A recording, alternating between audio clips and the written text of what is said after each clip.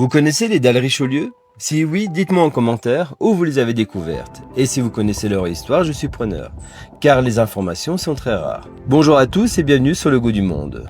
Aujourd'hui, je vous emmène à la découverte d'une ancienne spécialité de la région stéphanoise, les dalles Richelieu, une recette généreuse, croustillante à l'extérieur, fondante à l'intérieur, qui mérite vraiment d'être mise au goût du jour.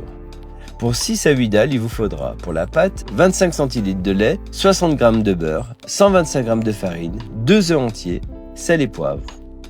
Faites chauffer le lait avec le beurre, le sel et le poivre. Dès l'ébullition, versez la farine d'un seul coup et mélangez énergiquement jusqu'à obtenir une pâte homogène. Poursuivez la cuisson quelques minutes afin de bien dessécher la pâte. Débarrassez-la dans un saladier puis incorporez les œufs un à un en mélangeant soigneusement entre chaque ajout. Une fois la pâte bien lisse, filmez-la au contact et laissez-la refroidir complètement.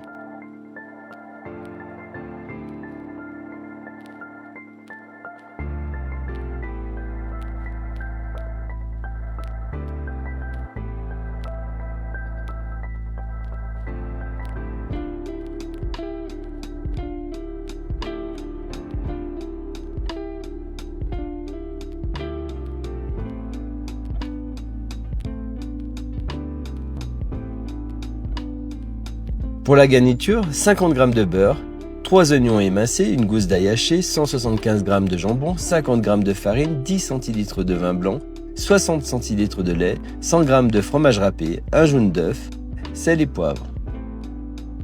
Faites revenir les oignons et l'ail dans le beurre jusqu'à ce qu'ils deviennent fondants. Ajoutez le jambon coupé en petits morceaux, puis incorporez la farine directement dans la poêle. Laissez cuire 1 à 2 minutes afin de réaliser un roux. Déglacez au vin blanc et laissez-le réduire quelques instants. Ajoutez ensuite le lait tout en mélangeant jusqu'à obtenir une béchamel bien onctueuse. Portez à légère ébullition puis incorporez le fromage râpé et le jaune d'œuf. Mélangez, débarrassez dans un plat, filmez au contact et laissez refroidir.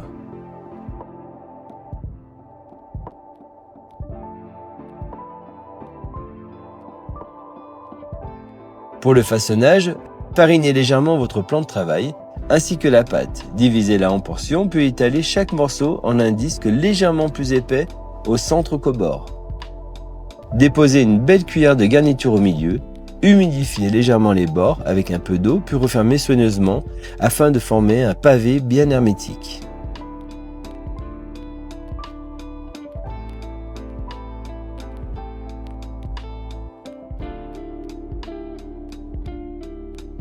Enfin la cuisson. Plongez les pavés dans une casserole d'eau bouillante.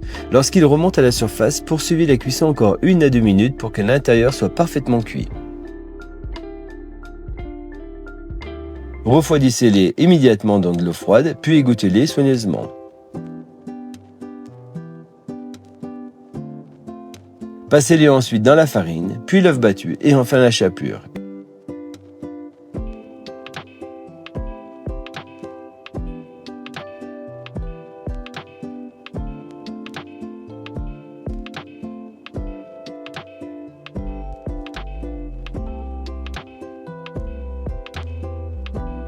Il ne reste plus qu'à les faire dorer à la poêle jusqu'à obtenir une panure bien croustillante.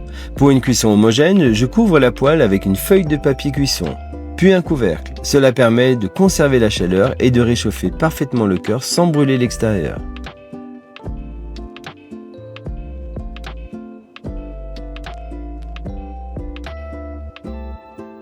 Servez bien chaud avec une salade verte. C'est une recette familiale, gourmande et réconfortante qui plaît autant aux petits qu'aux grands.